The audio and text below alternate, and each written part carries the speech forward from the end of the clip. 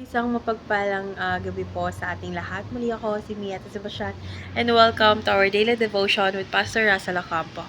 And today, this is the third topic in this series, which is praying with thanksgiving. And our scripture is all about Luke chapter 17, verse 17 to 18. So, NI version. Jesus asked, "We're not all 10 cleansed? We are the other 9. Has no one returned to give praise to God except this foreigner?" So, tungkol saan nga ba itong verse na ito? So, ang verse na ito ay naglalahad ng kwento ng 10 ketongin na pinagaling ni Jesus. So, isa lamang yung bumalik upang magpasalamat kay Jesus Christ. So, ipinapakita nito na bagamat maraming tumatanggap ng biyaya mula sa Diyos, is kakaunti lamang ang nagpapakita ng tunay na pagpasalamat. So, binibigyan din ni Jesus ang kahalagahan ng pagpapasalamat at nagpapakita na ang pasasalamat ay isang pagpapahayag ng pananampalataya at pagpapakumbaba. So, ngayon dadako tayo sa ating teaching. So, yung first teaching is, many are quick to ask but slow in gratitude. So, alam naman natin na karaniwan para sa tao is mabilis tayo na humingi ng tulong sa Diyos. Pero, syempre, nakakalimutan din natin magbalik ng pasasalamat pagkatapos matanggap yung biyayang hinihiling natin. So, ang kwento ng 10 ketongin ay nagpapakita kung gaano kadalas kalimutan ng tao ang magpasalamat sa kabutihan ng Diyos. So, second is, God is pleased with grateful people. So, ang Diyos natin is nalulugod siya sa mga taong may pusong mapagpasalamat. So, ang pagbabalik ng isa sa mga ketongin upang magpasalamat kay Jesus is nagpapakita ng tamang tugon sa kabutihan ng Diyos sa isang pusong puno ng pasasalamat.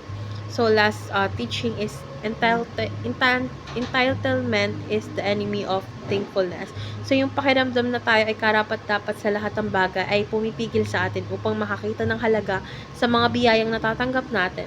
So, ang kawalan ng pasasalamat ay nagmumula sa maling pag-iisip na ang lahat ng ating tinatamasa ay automatic na karapatin natin at hindi biyayang galing sa Diyos.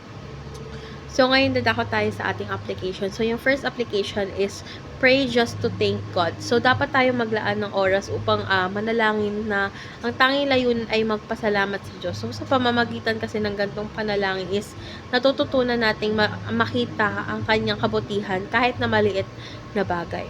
So, second is be sensitive to God's blessing.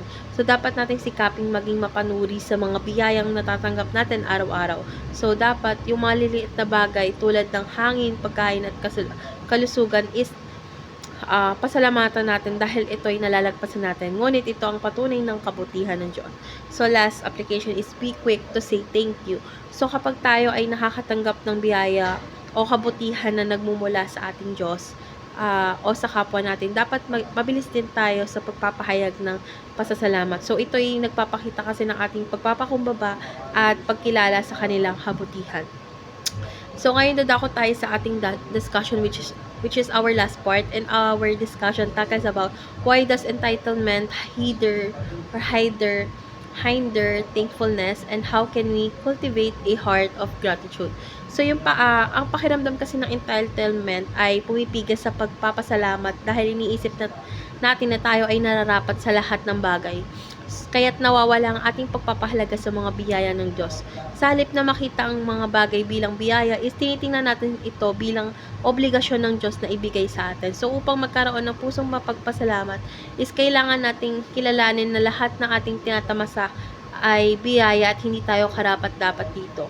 So, yung pagkakaroon ng pusong mapagpasalamat is nagsisimula yan sa pagiging mapanuri sa maliliit na biyaya tulad ng buhay, pamilya at kalusugan na ibinigay sa atin ng Diyos. So, dapat tayo maglaan ng oras araw-araw upang mapagpasalamat sa ating mahal na Diyos. Sa halip na mag-focus sa mga kulang sa ating buhay, dapat sa gantong paraan is napapalitan ang entitlement ng isang mapagpakumbabang puso na laging nagpapasalamat.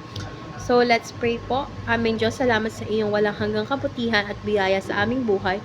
Patawarin mo kami kung minsan nakakalimutan namin magpasalamat at nagiging abala sa aming mga hinihiling. Lord God, turuan mo kami na maging sensitibo sa iyong mga pagpapala at magkaroon ng pusong mapagpasalamat sa lahat ng oras.